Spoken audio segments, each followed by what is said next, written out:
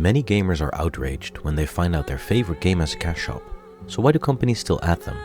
If cash shops in paid video games are unethical, why are they so incredibly lucrative for the companies hosting them? And why do people buy in-game goods from them in the first place? Companies promote gambling and subvert the law. Let's take one of the biggest MMORPGs, or massively multiplayer online role-playing games of the last 20 years, World of Warcraft. You pay $49 for the base game, €11 a month subscription fee, and on top of that there's a cash shop where you can buy cosmetics, mounts to ride on and flair for your character. The company behind World of Warcraft, Activision Blizzard, made a staggering $8.8 billion in revenue come 2021. $5.1 billion of that stemmed from in-game transactions, the majority of which stem from Asian gamers. This is important, and I'll come back to that later in the video. Cash shops are clearly incredibly lucrative for the companies offering them, but they take away a sense of achievement if hundreds of hours of grinding can be nullified by simply swiping your credit card. Now, you're in no way, shape or form required to purchase anything from a cash shop, yet subconsciously you are being primed for it, either through deals that are too good to pass up on, flashy imagery, or through the simple math of, do I spend hundreds of hours of my life getting this new mount, or do I pay 5 years and get it now? When you finally do decide to purchase something, it's a metaphorical floodgate that opens and you are way more likely to spend money again. Humans crave satisfaction, and they crave it right now. Cash shops play into the human psyche perfectly. Instant gratification, shiny objects, and deals that are temporary or simply too good to pass up on. When you're constantly enticed, you are being primed to buy. Priming theory relates close to the agenda setting theory, where a company subconsciously pushes their agenda onto you without you actively noticing it. This way you will think independently, but still within their needs and still within their wants.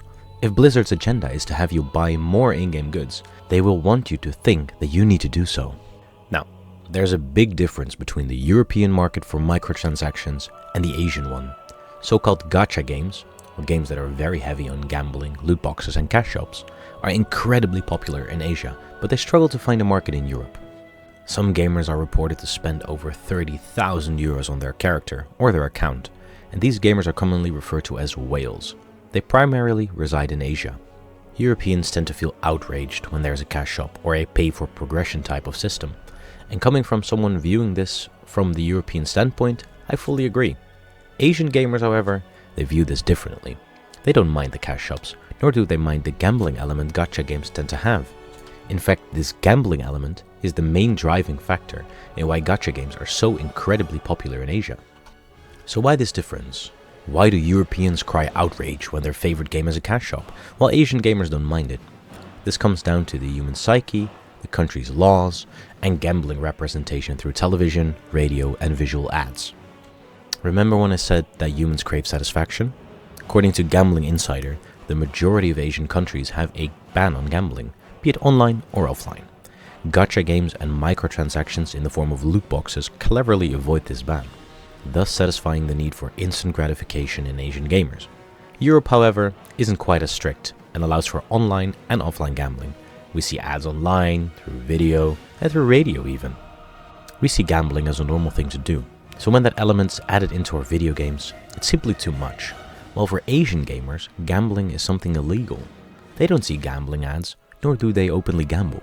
So gacha games and microtransactions still satisfy that need for instant dopamine hits without breaking any laws.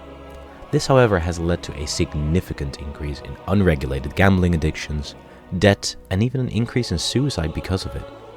So, to come back to my initial statement, cash shops in paid video games are unethical.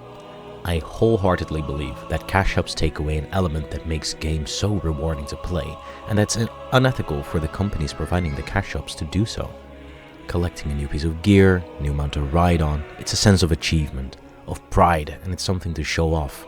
If you can simply pay a few bucks to get the same thing, it takes away the sense of achievement, plus the aforementioned rampant addiction, debt, and increasing suicide rates. I believe microtransactions and cash shops are unethical as a whole, and having them in paid video games simply adds insult to injury. Now, for free games, I understand why they are there. It's the way these games are paid for, and microtransactions absolutely have a place in them. I would much rather pay a microtransaction here and there over seeing countless ads. Same issue still exists, whether the game is paid for or free, and they should be regulated nonetheless. Personally, I stand by that cash shops in paid video games are unethical and they should not be there. My case study of World of Warcraft slowly becoming a gacha game and their rapidly declining European user base showcase it's not just a personal opinion of mine, but one shared by many a European gamer. Now, cash shops are here to stay, and while World of Warcraft will no longer reach its former glory, a new game will come along, dethroning Warcraft in Europe. So I'll leave you with a quote that unknowingly foreshadowed World of Warcraft's fall when the game was at its prime. And remember, at long last, no king rules forever, my son.